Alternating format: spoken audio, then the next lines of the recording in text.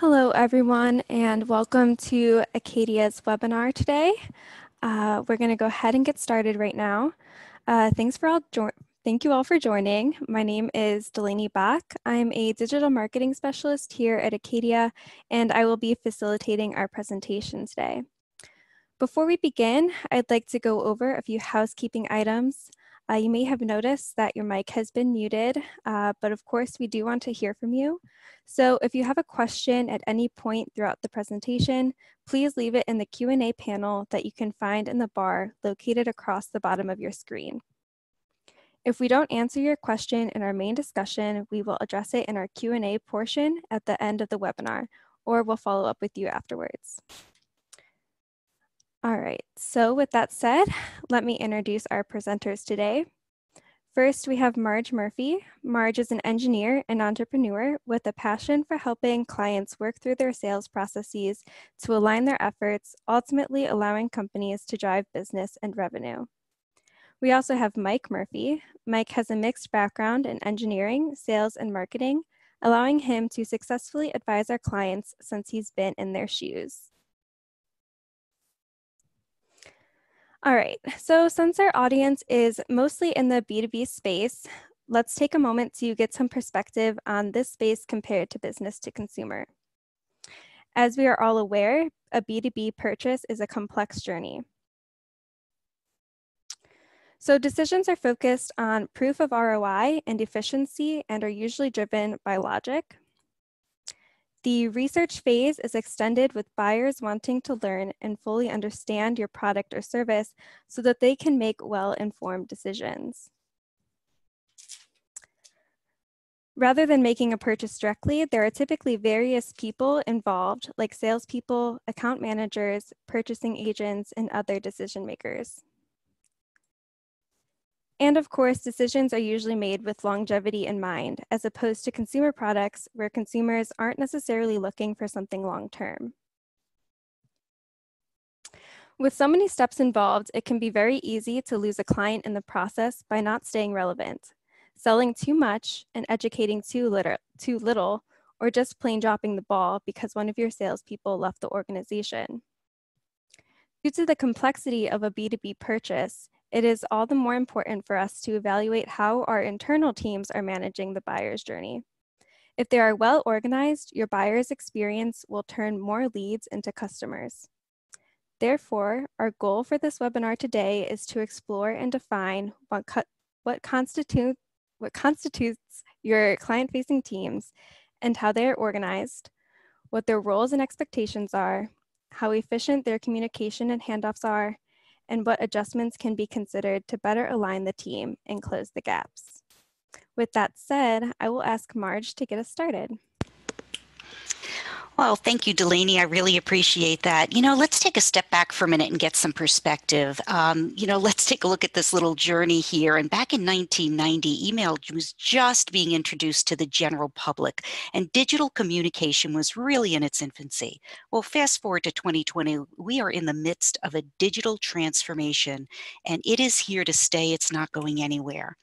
And if we take a look at that and consider this quote from Mark Benioff, who is the CEO of Salesforce, stating that every digital transformation is going to begin and end with a customer, we really have to be focused on this because customers have come to expect an easy buyer's journey, and our organizations must provide it. Our client-facing teams are living through this transformation, and we have got to make sure that they are prepared. So in taking a look at this graphic, which I really do love, this was actually a graphic from HubSpot, we have to consider that we have a buyer's journey and we have to couple that with our client-facing team or our production team. And if you think of that from a manufacturing perspective, we all know what a production team is. And today we're going to really take a look at this production team as it relates to your sales and marketing departments. Now, in order to do this, you have to make sure that everyone understands exactly what they're doing. Taking a look at this, we've got the green team, which I'll refer to, and that's our marketing team. Those are the folks who are attracting strangers through web content. They're nurturing them, beginning to form that initial trust and qualifying leads for sales. When sales gets involved, they are furthering that relationship. They're gaining trust. They're making sure they're delivering the right content and conversations in order to keep people engaged and ultimately purchase. And last but not least, in this particular model, we have a customer service team. And for some of our clients, that's a quotes team. That can be a variety of other departments, anyone touching your client along this journey. And it's up to them to continue to support clients so that you are getting promoters along the way, people who love your products and services, and they're going to continue to refer you to other clients. Now, it looks pretty simple, but in reality, there's a good amount of organization that must be in place for this to work effectively. So today, we're going to lay out a process that we call Omnibound. Omni signifying the multiple channels or teams in your organization that must be aligned to provide today's buyers with the best possible experiences. And the three phases we're going to look at is first, the assess phase. We're going to take a look at your people, your process, and your technology. We're going to take then a look at how to align and best align people, process, and technology, and then to continue to refine that process to make sure that it is optimal. Before we jump in, I'm going to take a really quick poll. And if we take a look at this quote today, companies with dynamic, adaptable sales and marketing process report an average of 10% more salespeople on quota, meaning those salespeople are beating their quota by 10%. So let's throw it out to the team here today, everyone on the phone. Do you have a process in place for your team?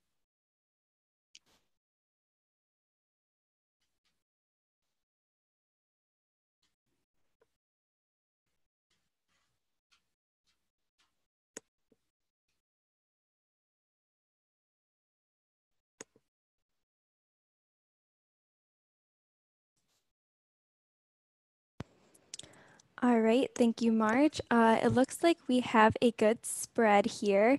A lot of people saying that they have some processes in place. And then we also have quite a few people saying that they have processes in place and that they do ensure that people follow them. So that's always good to hear and see. Thanks very much, Delaney. Okay, so we are going to drive right into the next phase here of assess. This is what we're going to be looking at in this phase. We're going to look at your organizational chart, your roles chart, team interactions, as well as goal setting and goal calculation.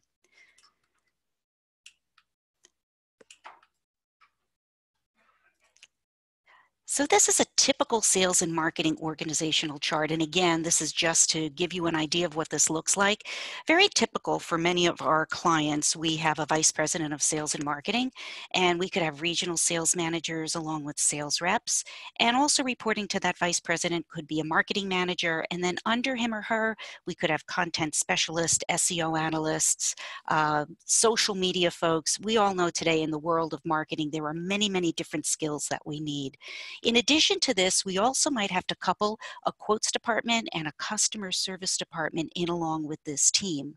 So there are many different ways to take a look at this, but it's very important for you to understand how your org chart is developed, and even sometimes we have people playing dual roles. So making sure that we have a clear understanding of how everyone is grouped, and if they are grouped according to products or territory, that can add an additional complexity to the org chart. So in order to make sure that everybody who is really, oh, forgive me, I am skipping a slide here, folks. So in order to make sure that roles and performance are really working in alignment, we can see from this quote here that employees who experience role clarity are 53% more efficient, and they actually like their jobs better. So it's extremely important to make sure that we've got those roles and those organizational charts really nailed down. Now, in a typical role chart, we see some very, I would say, very high arching explanation of what that role is. So for a vice president of sales and marketing, they're responsible for increasing revenue, strategic planning, and increasing new OEMs. Now, that's a pretty broad explanation of what the vice president of sales and marketing does. And then everyone who reports up to that vice president has to be supporting that role. So if increasing new OEMs is what they are responsible for, how is everyone else interacting in order to do that? So what I really like to mention here, and I think this is important, that as much as we need to rely on roles chart, we have to have very specific job descriptions. And even though roles across organizations can pretty much be the same, job descriptions can be very, very different. For instance, if you're using certain technology, maybe a Salesforce, or maybe you're using HubSpot or Pardot, your job description is going to have to depict that you are looking for people who are well versed in using those types of technologies. Maybe you have a heavier focus on SEO, and that's something important to you. Then you're going to want to make sure your job description is really focused on what you expect from that exact role. All right, let's jump into another quick poll. Again, effector rate. 86% of employees with high role clarity report higher levels of effectiveness. So if you were to think about your roles and your defined job descriptions for your sales and marketing teams, where would you rate yourself right now?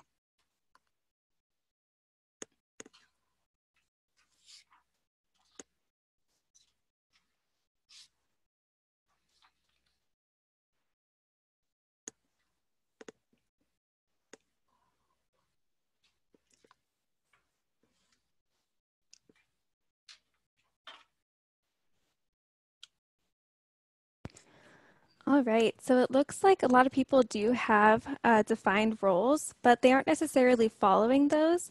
And then we also have a couple people who said that they don't have any roles defined. So definitely need to make sure that we're defining those roles and making sure that our employees are following them.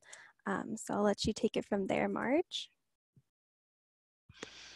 Okay, so we have covered the org chart and the roles chart, and we are now going to head into team interactions, and I'm going to hand this over to Mike. Thanks, Marge. I'd like to just recap here and take a look at what we just covered. Obviously, we took a look at an organization and the importance of identifying people's roles in that organization and why it's important, and obviously job descriptions being different from roles. And we also, took a look at some of the handoff points between the different parts of, let's call it, your sales production team.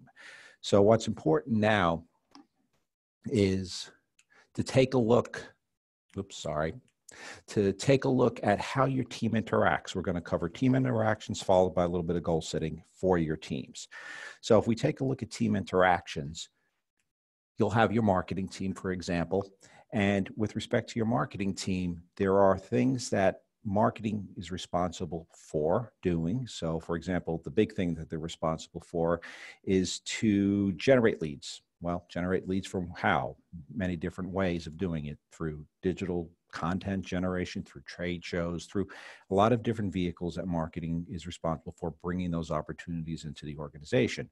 But very important to that is, how do they pass them off once they get them? How do they define them? Things like that are very important as to these interactions. And if those aren't clearly defined, those interactions, those handoff points will not be effective. Basically, in football terms, you'll drop the football, right? You'll fumble it and you'll lose that opportunity, or it'll disappear because it fell into a crack. But then after you've passed it off, what happens? Well, this is where sales comes into the organization.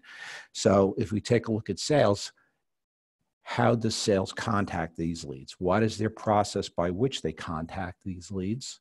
How do they communicate this contact? How do they progress it down the sales pipeline? So on and so forth. So that's very important as well. And if you don't have good handoff points, then what you will have, again, is a dropped opportunity. So understanding what sales is doing, understanding how marketing is passing them off, and how you define those is a very important part of the process. And then finally, you have that last stage of the customer. So sales does their job. They have taken a marketing opportunity. They've nurtured it. They've brought it down the sales journey, and then ultimately they've become a customer. So how do we hand that off? How do we make sure that the requirements, the scope of work, the requirements that are dictated by the customers and the goals are clearly dictated to customer service, so that then they can effectively work with them? And then how does the customer service manage that entire process? How do they nurture? How do they continue to make promoters and so on within their organization? So you have to you have to look at every step of the way of that customer journey and where they are in it. Because ultimately, at the end of the day, your best lead is a referral. Another customer saying, this is a great company to work with. You have a similar need that I do. So let me refer somebody to you. Let's work together. So it's important to understand that sales never ends. The cycle is ongoing and continuous.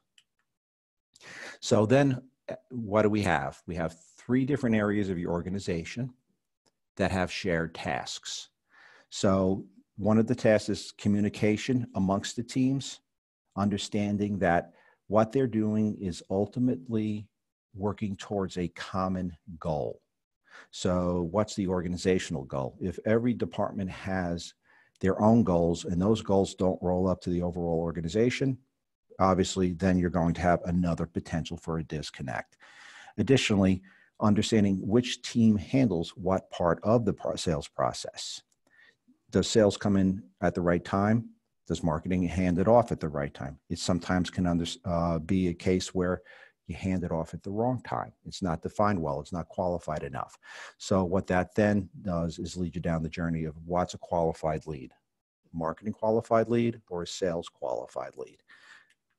So let's take a little bit of a poll and let's talk a little bit about a marketing qualified lead or a sales qualified lead. Quite often, I find that when I speak to a prospect or somebody who's looking to engage and look for some help in generating opportunities, the clear definition of a lead is really not clear. And it's different for every organization. And we'll talk about marketing qualified and sales qualified leads later, but let's take a little poll right now. As many as 90% of marketing qualified leads, MQLs, are never converted to SQLs or sales qualified leads because they were falsely identified as leads or marketing qualified leads too early in the buyer's journey. We'll talk, like I said, a little bit later about that. But the question is, do you have a defined process for distinguishing SQLs and MQLs?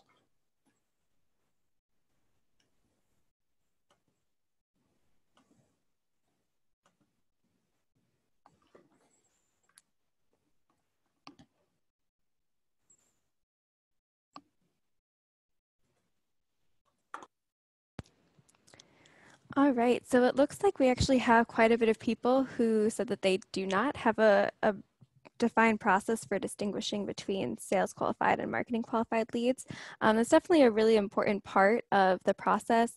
And we also had some people say that they didn't really understand the difference. So Mike, I'll let you jump into that then. Okay, maybe to clarify a little bit about marketing qualified versus sales qualified lead, since we had quite a number of people were either didn't have a process for clearly identifying them or they really weren't sure of what the difference was. Again, it's different from an organization, but to put it simply, if the salespeople believe they have enough information to act upon a lead and bring it down the sales process and work their overall sales engagement, and they're confident in the information they've received is accurate, then that's a sales qualified lead. Now, those definitions could differ in respective organizations, so it's important to make sure that you truly identify what they are. From organization to organization, that could differ. Now, a marketing qualified lead is somebody who has expressed some interest in your company. They may have gone to the website, downloaded an ebook, but they haven't necessarily say, hey, I'd like to speak to a salesperson. They're probably in the research phase. We're at that point where we're gathering information about that prospect, but they may not quite be ready for that salesperson to engage with them because they haven't passed certain thresholds of engagement as defined by your organization. So that's the fundamental difference between the two. It can get a little bit more complicated than that, but I think at a high level, that's the definition. And setting a process in place by which you define those and how you define those is very, very important to being successful. So we've covered team interactions, and let's just keep in mind that I only touched upon just a small sample of possible touch points. There are many, many interaction points within the organization. So you have to, when you're in the success phase, which we're still in, is to identify where all those touch points take place, identify them, make sure that you have a process in place, or identify that you don't have a process in place, or even identify if it's an important process that you even need to document. But that's as minute as things can become during this phase. But again, think of it as a manufacturing process. You put quality systems in place like ISO, like AS9100, and you are meticulous about bringing those parts down the production lines and following the processes and work instructions associated with those quality standards to bring a good part down the line, and ultimately at the end of the day push a good part out the door that's quality and the client can trust it. Unfortunately, many organizations don't view their sales and marketing departments the same way, and truly should be putting similar diligence into developing processes so that, again, opportunities to develop, the right opportunities to develop, the definitions are clear, the processes by which you engage are clear, and you bring that lead down and your output is ultimately a sale. So now, let's say we've got that all locked down. We've got a process. Well, we still have to set some goals, right? And again, goals are only as good as your process. So if you think about it, although your sales and marketing teams will have different immediate goals, so marketing may have to generate a certain number of leads through a certain number of channels over a certain period of time. The company, though, has an overall goal of revenue, so such as product revenue, corporate overall sales revenue and turnover, whatever those are. But if the marketing's goals don't roll up into the organizational goals, you have a disconnect. So the organization must have the same set of shared goals, and their inputs into those shared goals must contribute to the overall success of the company. So simply put, marketing's job is to put leads on the table for sales to execute against. So that's their contribution. And it's to help to support the sales quota. Well, obviously they need to understand what the sales quota is and the definitions behind those sales quotas. On the flip side, the sales team their ultimate job is to meet sales quota. Well, again, they're broken down into subsections such as, individual goals for your territory. There might be regional goals. There might be market managers that are responsible for the overall growth of a certain segment of marketing, and they to roll up into the organization, and then that rolls backwards into the marketing efforts, which rolls backwards into the sales goals. And if all those, again, don't feed against the overall corporate shared goals, there you'll have a disconnect in the organization. I think I'm stating the obvious, but sometimes that's overlooked. Okay, before you jump in here, we have a lot of math to do. So if you don't like math, you might want to take a coffee break. But if you do like math, here we go. Marge, I didn't make people leave your presentation. Make it sound exciting. Well, this is good, guys. Get out your calculators. Okay, it's not very complex math. And again, for your organization, it could be very different how you measure things. I'll use the word measure and metrics a lot throughout this part of it because those are the inputs to your calculations. But if you take a look at this hypothetical organization out here, we have an overall goal of achieving $770,000 in the next period. What is that next period? Is it next year, next quarter, so on? Again, those definitions need to be defined. But if you take a look, we said last year we sold $700,000. This year we want to achieve, for whatever corporate goals have been defined as, a 10% growth in the organization. That could be broken up a lot of different segments, but you have a goal of $770,000 for your organization. So we all know that in the business-to-business world, and in most businesses, you can always count on some level of client retention or returning revenue year over year. So an important number to know is, what is your overall sales retention? So in the case of this particular example, and I'll show you in the next slide, is this particular hypothetical company knows that year over year, they can count on about 60% of their revenue returning. Well, 60% of $700,000 is $420,000. So they know they can count on that before they ever sold their first job. So if the corporate goal is $770,000, you know what your returning revenue is. Your new business sales goal or incremental growth in existing customers and so on has to be about $350,000. Again, very simple math, but this is the logic and the process that needs to take place. So as you can see from this, it's $420,000 is the 60% of the goal, and your overall goal is $350,000. So math is very simple, but Again, each one of those segments and sub-segments could be products, markets, regions, territories, and so on that roll up to that $350,000. And that's where the sales plan comes into place that must align with the overall corporate goal. So ask yourself this question. It's not a poll, but ask yourself this question is, do you know what on average your retained revenue is year over year?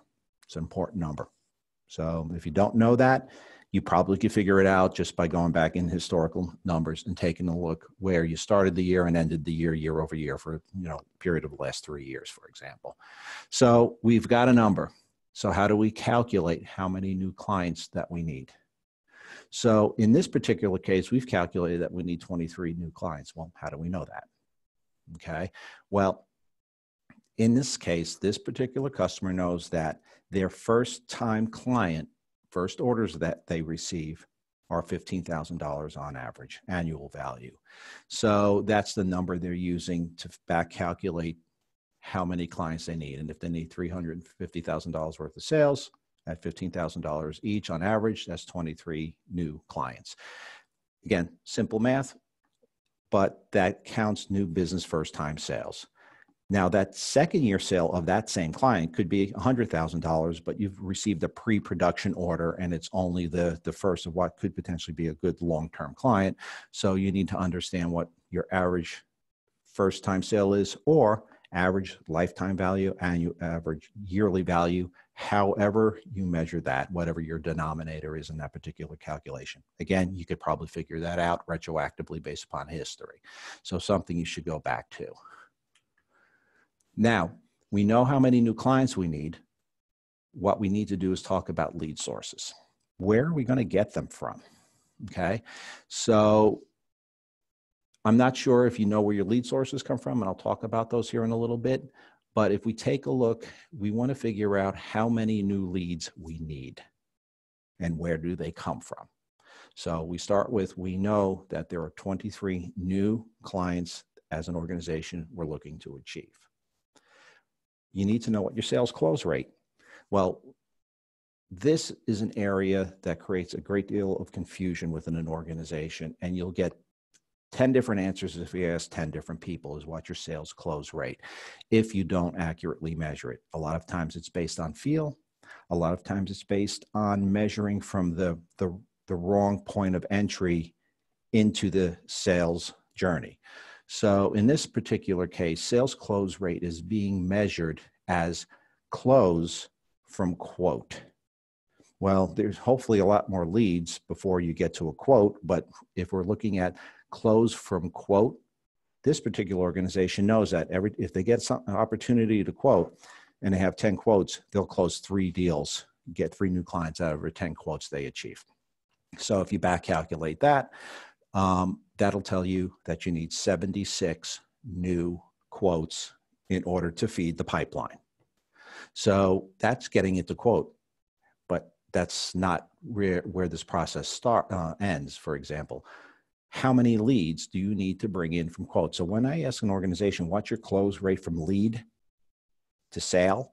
That's where that data is usually very, very fuzzy. So historically, we've seen in the industrial marketplace, about 10% of leads that have been qualified as a potential prospect that might be willing to do business with you will close into a quote. That's a number you can use if you don't already know that measurement from the way you've been measuring in the past. This is where your systems ultimately will be very, very important to you. So using that number, we know now the company needs 760 new leads, not even opportunities, because opportunities equate to quote, typically 760 new leads. So now we need to talk about sources. So just to give you a feel for the sources are anywhere a lead could come from. That could come from one of those great customers that you have that says, I got another customer or a friend that needs your business, great referral, but they can come from trade shows, they can come from your website, networking events. That's a source. And you have to be able to know where within your organization all those sources and how much they generate. So my poll question is, we know that 79% of marketing leads based on a HubSpot data never convert into sales. This is often due to the lack of the lead nurturing process. So that's when they're looking at a digital lead source. So do you know who your sources are or where your sources are coming from and how many that you currently track today? And if you do, how many are those? Is it 0 to 2, 3 to 4, 5 to 6, and so on? Take that quick survey.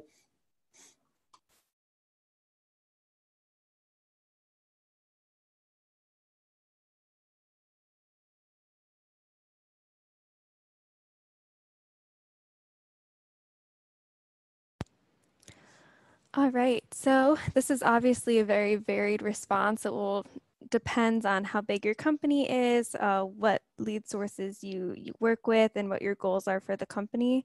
We did have a couple people unsure of what a lead source is, so maybe Mike, if you want to touch on that a little bit more, that'd be great.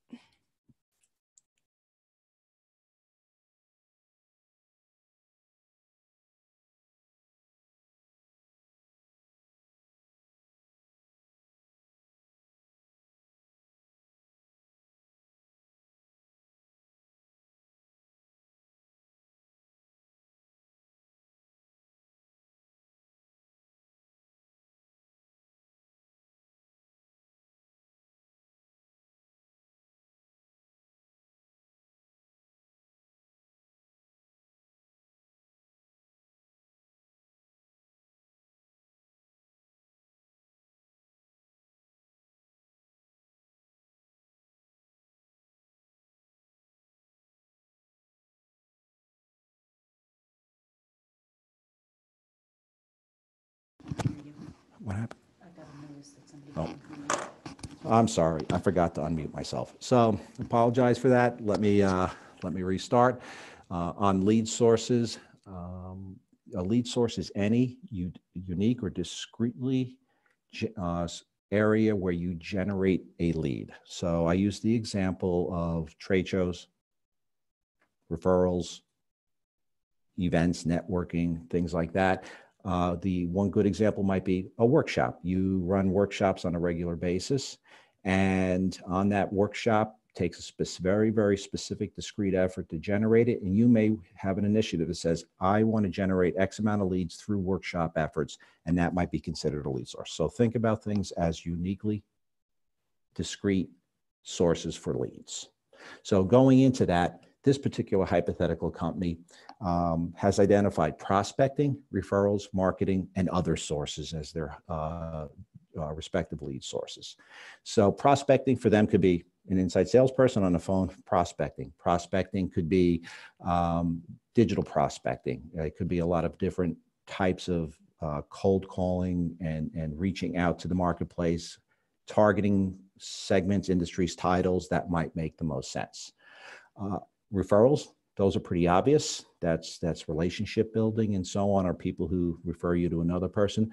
And for this discussion, let's just talk marketing as digital inbound marketing. So email campaigns, social media, content generation, those types of things from a marketing perspective, this for the purpose of this discussion. Other sources could be something like trade shows, et cetera, or workshops and things like that, like I mentioned earlier. So in this hypothetical situation, we know that from the previous sales period, let's just say last year, that prospecting efforts generated 108 leads, referrals generated 239, marketing generated 112, and other sources generated 140. All right. So we know that we need 760 total leads. If you take a look at what we previously generated, that adds up to 599. We said our goal is 760 based on a calculation of how we needed to actually get the quotes to new customers. That means I need net new 161 leads generated into the pipeline to achieve the growth in the organization. And that's a 27% growth. So that's basically 760 minus 599 divided by what it was the previous year, 599. So how are we going to achieve that growth to 760 next year? So we looked at our lead sources and we identified the areas that we want to invest either time, money, resources into in order to generate those leads. So in the prospecting case, we feel that we can achieve 25% greater output of additional leads from that prospecting effort, our inside sales team, and so on and so forth, which will generate 135 total leads towards that 760 goal. I do want you to keep in mind that every time you set a goal, you ask yourself some questions. Is the goal reasonable? Do I have a process with the ability to achieve the goal? The people, the process, the technology behind it.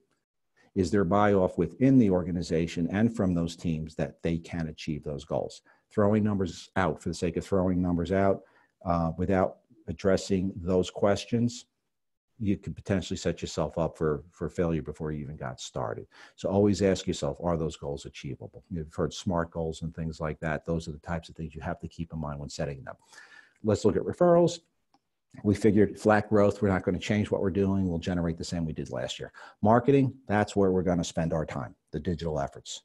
So previous year, we know we've invested in technology such as marketing automation platforms.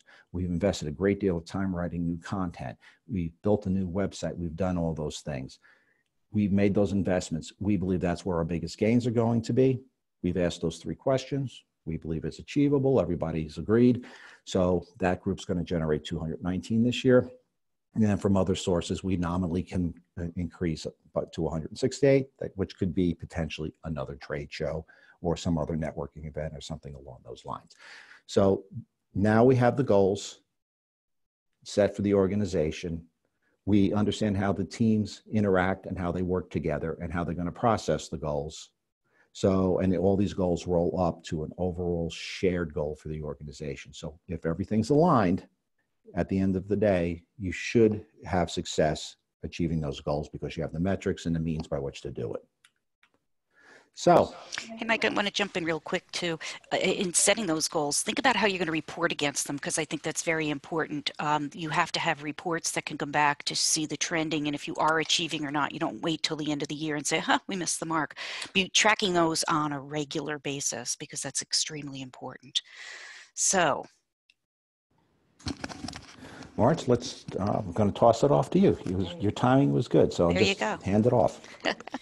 So guys, in the assess phase, we went through organizational charts, roles and job descriptions, team interactions, and goal setting and calculation. So we're now going to slide into what we call phase 2, which is our alignment. But before we jump in, there's just, I'm sure we've all been in the circumstance where we've been sitting somewhere and we're waiting for customer service, or maybe we're waiting at the end of an 800 number and we're trying to resolve an issue.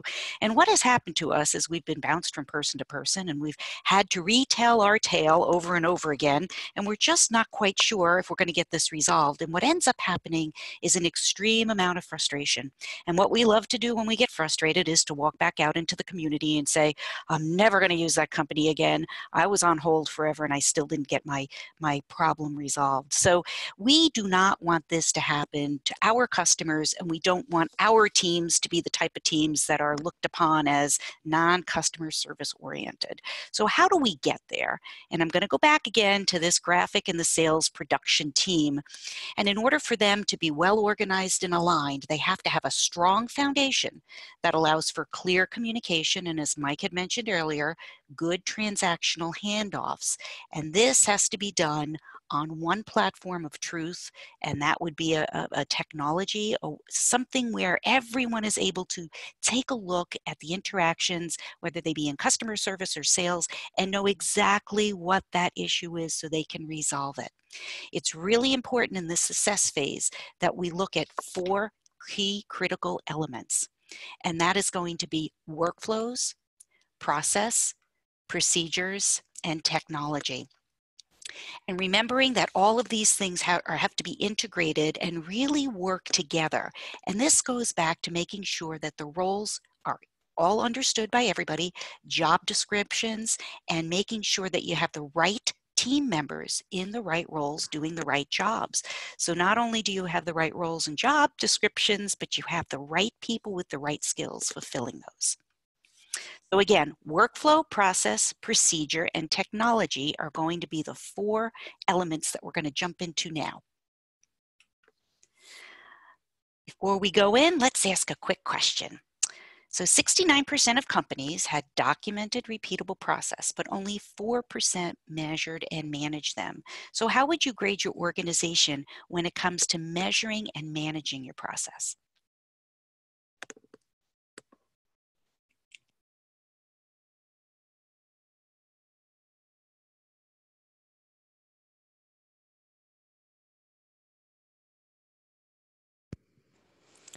All right, we have quite a few people saying that they would rate themselves as fair and good.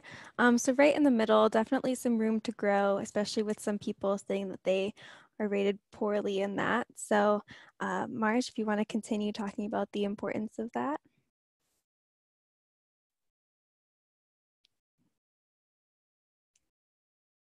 Absolutely, Delaney. So when I think about when people rate themselves maybe poorly, one of the things that I would really address is creating what I refer to as a center of excellence. And I know we're going to talk about that a little later, but this is a great spot to bring it up. That you have a committee of folks who are really passionate about making sure that there are clear definitions. And they meet maybe once a month, and they are going to the other folks in the organization and subject matter experts to make sure that they're getting the right information and identifying areas where they can work as a team to make that much better. We can't overlook the fact that it's important to put process against these things. So having a committee that's very focused on that would be a suggestion that I would like to throw out there. Okay, so taking a look at workflows, here is a typical manufacturing workflow, and workflows are a visual representation how one process leads to another. Again, Mike mentioned earlier, manufacturers spend a significant effort developing meticulous process by which you can assure production is optimized. But we want to make sure that that same meticulous effort is put into a sales and marketing workflow. So if we look at this, this could be a typical sales and marketing workflow.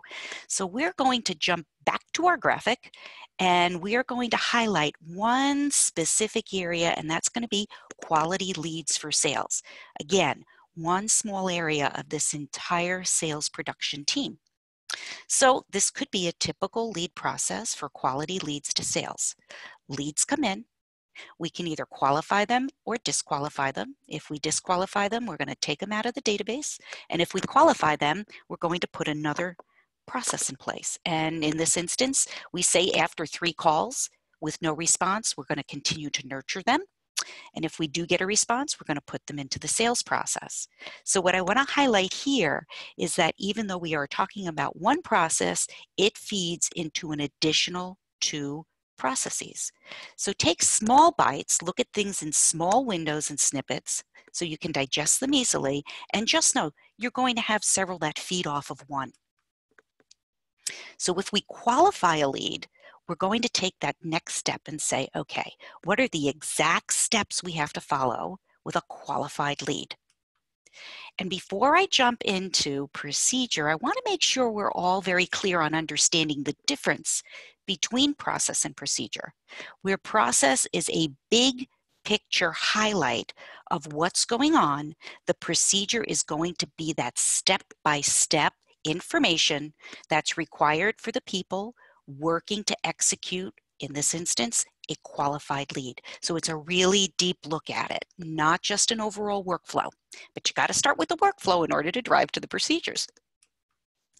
So in a procedure, you want to be very specific. You want to start with making sure that you craft a good overview of what the procedure is about, provide details and screenshots, include that process workflow because you know what other procedures and processes are going to flow out of that.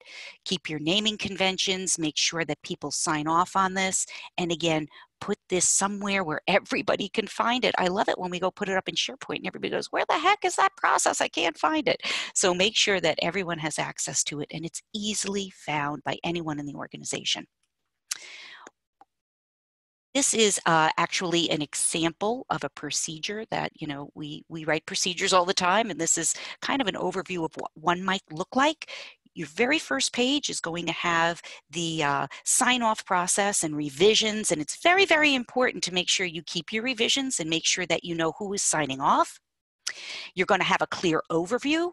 You're going to have sections that exactly state what's going on in that section, and you're going to have screenshots, and you're going to want to highlight and make sure if there are any areas that really need to be honed in on, you're putting red highlights around them. You're keeping it very, very easy for the user to come in. There's a lot of benefit to doing this. Number one, it keeps you accountable for any changes that might be going on. So when you go back, you can make adjustments. Number two, onboarding and training. And let's face it, guys, in today's world, that seems to be something we're doing ongoing. We're either bringing new people into growing organizations, or we have folks who are exiting and we need to bring new people up to speed. The best way to do this is by keeping good, solid, handwritten procedures. Now, that said, procedures sometimes are just enormous and they just seem arduous to put together. So if this seems overwhelming, don't negate how we can really highlight things through a video. Video is another avenue that's being readily adapted for people to put procedures in place. And again, start a YouTube channel, put it up there, and keep it easy for everybody to find. So on average, companies using marketing automation, B2B technologies are adopting it at a faster rate. Just want to jump out there and ask you guys if you're using any technology in your sales and marketing departments currently to help you be more efficient.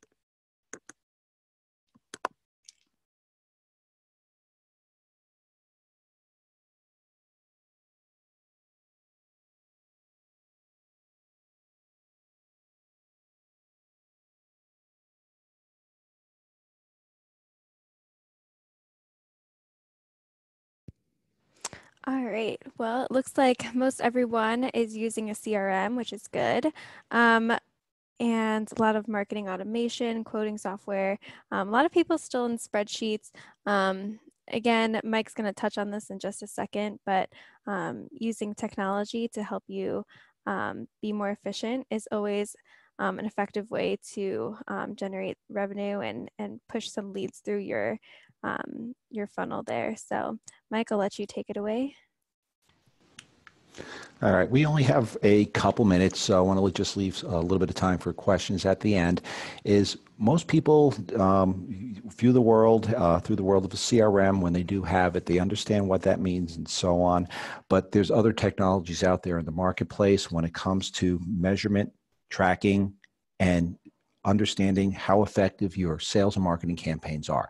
So there's things such as marketing automation, things like Marketo, HubSpot, and so on, and making sure that you have the right technology platform in place to collect the data that you need to display the results you want is the most critical thing in picking out your tool. So you must, just basically to keep it short, identify the must-haves you need in your organization. Don't buy a tool that sounds like it's the best thing since sliced bread, because that sliced bread might not be quite what your organization needs to eat to be effective. So you want to identify before you start going and qualifying and selecting tools is what are your must-haves in your organization? What data do I need to collect? How do I have to collect it? How do I keep it easy for the sales force to use? And how do I display that information as I collect it to the management and understanding what reports that executive management, regional management, and salespeople do need to see at the end of the day, and the marketing people need to see in order to measure how effective their marketing efforts are. Many out there, it could seem overwhelming choosing what the right area is. Sometimes it's best to maybe bring somebody in from the outside to help you identify your must-haves and help you select the tools that are required for your organization. At the last and very next step is that create that center of excellence that Marge spoke about. That center of excellence is, think about it as maybe this overall scientific process. We all know generally that a scientific process involves asking a question during the success phase, researching your organization, but then you construct a hypothesis or develop a process to see how this will work. You will test it during your align phase. Then during your refine phase, which is the last step where your center of excellence lies, is it working, yes or no? You analyze the data, you make adjustments, you refine, and you adjust again. That's what this last phase of the process is once you put it into place and you think you've got everything licked, the measurement and the review of the data will tell you what adjustments you need to make in your systems, people, process, and technology. Again, things change. Market change, customers change, the way people do business change. So your systems need to change to reflect it. So an ongoing periodic review of your systems and process and technology is critical to your success as well and must be part of this. So just quickly wrap up, it's important that you have someone in the organization that's going to drive this and guide you down the journey. This graphic here I find very powerful. The guide runner who helps the blind and para athlete achieve their goals. They work hard, they run alongside them, they know where the finish line is, and they help the person train and work throughout the entire process to ultimately achieve the goal. So having somebody in place in your organization that serves as your guide runner alongside you every step of the way is important. And sometimes that person doesn't exist in your organization, and you may need to go outside and look. And that's one of the areas that we pride ourselves on with helping organization as part of that process. So I'd like to wrap and give it just a moment for some questions. If there are any questions, Delaney, be happy to answer them. Yeah, so thank you, Mike and Marge, for taking us through that. It's a lot of information, and we do have a couple questions on some of the things that we talked about today. So first off, let's take it back to that math section. I knew the math was going to cause a problem. I'm just saying. So, Mike, you talked a lot about setting up your goals using that math section and using industry standards to help you along the way. So if you haven't been tracking your own metrics so far, are industry standards something that you can rely on? What is your advice for beginning to track those things and using industry standards to help you? Well, the wonderful thing about the internet is there's a lot of research done, and you can ask those questions. They probably have been answered.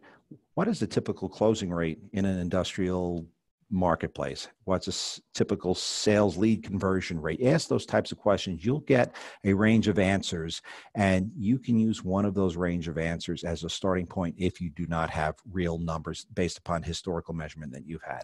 That's how I would suggest you start, because you can leverage other people's experience and or other market research and so on. So, there's no one hard and fast rule, but you'll start to find trends based upon the different answers you see. I'm going to jump in there too.